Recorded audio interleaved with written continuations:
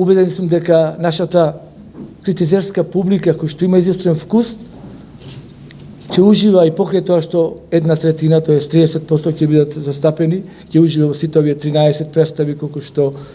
за среќа и вистински многу позитивно и драго ми е што и покрај тоа во вакви услови 13 театри ќе учествуваат на овогодишниот фестивал и убеден сум дека сите заеднички ќе уживаме наредниве 8 дена во театарскиот фестивал во Ветрински. Овој фестивал, знаете дека 55 години, тоа е 55 години.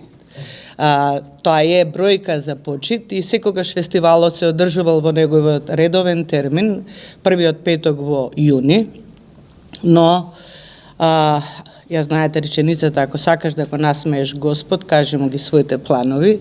така да планот кој ние го направивме на почетокот на ланската година во јануари, како ќе изгледа 55-тото издание во својата цела сила и важност, бидејќи е јубиларно издание, не можевме да го одржиме, сите знаеме што не целиот свет, што му се случи ковидот. Еден од проблемите се и протоколите, мислам, тоа е нешто што е неопходно. 30% може да примеме публика и во домот и во театарот, како што и во сите театри во нашата земја, тоа се правилата.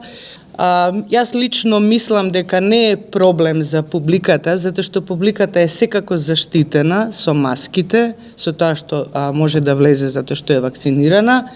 и не зборува додека трае представата. Значи, актерите се тие кои се во тој жив контакт и кој е поголемиот проблем за работење.